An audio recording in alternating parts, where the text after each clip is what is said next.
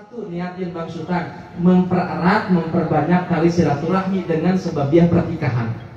S yang pertama, silaturahmi. Yang kedua adalah silatul wa'di.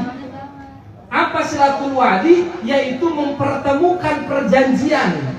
Perjanjian menjadi saudara, yang ketika menjadi saudara adalah di situ innamal mu'minuna ikhwatun fa aslihu baina akhwaikum wattaqullaha la'allakum turhamun. Artinya kalau sudah menjadi saudara, satu, jangan dijelekan di belakangnya, jangan diomongkan keburukannya.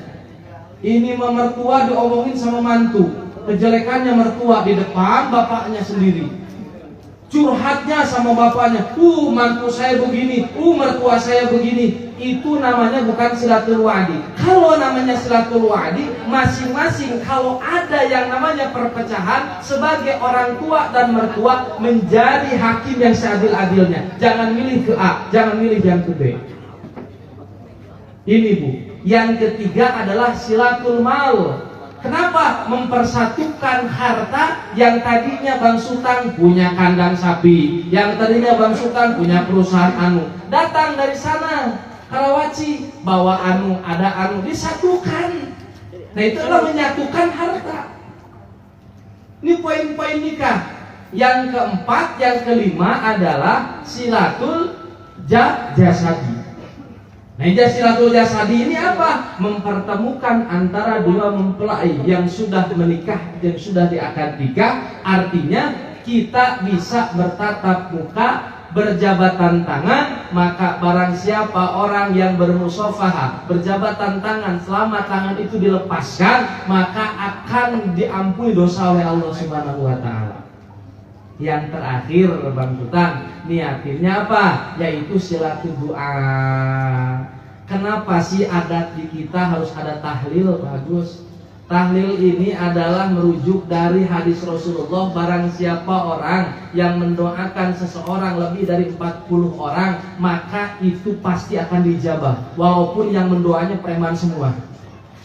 Di orang penjudi semua, tukang mabok semua diundang sama Pak Agus, suruh doain Pak Agus, suruh jabatannya naik, dijabah dari salah satu 40 orang itu. Nah inilah, makanya begitu, jangan ada pendapat wah orang yang tahlil katanya udah jelas punya musibah. Terus udah jelas punya musibah, terus datangnya lagi ngasih makanan, terus ngasih lagi ngasih kan ini orang punya musibah. Nah ini yang harus dijelaskan. Orang ngundang tahlil, orang ngundang yang mana masyarakat setempat itu agar supaya didoakan, dan ketika lebih dari 40 yang mendoakan akan menjadi pelebur dosa untuk si mayit almarhum almarhumah. Siap. Gitu Bu ya. Nah itu poin yang 5 ini, hati-hati.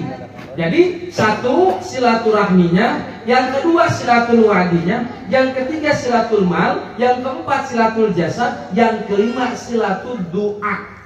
Nah di sini doakan anaknya Bang Sultan.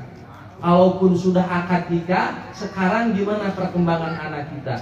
Apakah dalam doa ini anak kita tidak terlepas sholatnya? Apakah anak kita benar rumah tangganya? Apakah anak kita benar mengabdi dirinya kepada Allah? Karena tidak selesai hanya karena untuk nikah doang. Kalau anak kita yang sudah nikah masih kelihatan tidak sholat, tanggung jawab bapaknya. Kalau anak kita yang sudah nikah masih tidak puasa, tanggung jawab ibu bapaknya. Walaupun secara hukum fikih anak yang sudah balik, laki-laki 15 tahun, perempuan 9 tahun, itu semuanya sudah amaluna amalukum, tapi tetap ketika ada munkarat, anak kita tidak sholat, anak kita meninggalkan ibadah, maka tadi Pak ada cerita bapak sama emaknya karena amal baiknya mau dimasukkan ke surga karena ridhonya Allah, tapi ada anaknya datang. Ya Allah, jangan kau masukkan dulu ke surga dua orang tua itu. Kamu siapa? Saya anaknya ya Rabb. Dia masuk surga kata malaikat karena dua orang itu amalnya baik ketika hidup di alam dunia. Engkau masuk neraka karena engkau tidak baik ketika hidup di alam dunia.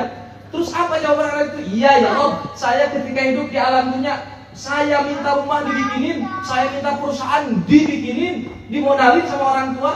saya minta mobil dibeliin, saya minta baju dibeliin, cuman satu ya Rob, orang tua saya tidak pernah beliin saya peci, orang tua saya belum pernah beliin saya koko, artinya belum pernah melihat, memperhatikan anaknya dalam peribadatan. Ditanya sama orang tuanya, wahai pulang bin pulang, benarkah seperti itu? Benar ya Rob. Yang tadinya Pak mau masuk surga dua-duanya digusur oleh Allah dengan anaknya di dalam api nerakanya Allah Subhanahu wa Ta'ala.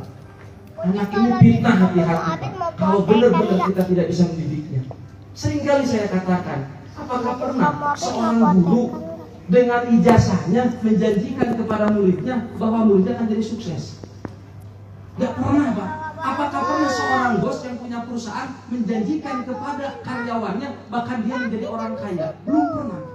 Tapi Allah menjanjikan kepada hambanya, barang siapa yang tidak ketinggalan sholat, barang siapa yang melakukan puasa, barang siapa yang beribadah kepada Allah, jangankan dunia dan seluruh isinya, surga yang tidak ada tara nikmatnya akan diberikan. Tapi terkadang kita lupa dengan janji Allah. Padahal guru tak pernah janji, bos tak pernah janji, Allah yang pernah janji. Kadang kita sering menukarkan ibadah hanya karena gaji 100.000. Bu, kalau kita kerja di rumah orang, digaji seharinya 70.000. Misalnya kita kerja dari jam 8 pagi sampai jam 12. Kebanyakan kita meninggalkan sholat duhur karena gaji yang 70.000. Padahal 70.000 itu tidak ada janji dari majikannya, tapi dari Allah janjinya luar biasa. Terkadang kita menukarkan seperti itu. Nah inilah yang tidak terasa syirik musyrik kecil ini, yaitu orang yang menukarkan ibadahnya dengan kerjaannya, orang yang menukarkan sholatnya dengan gajinya.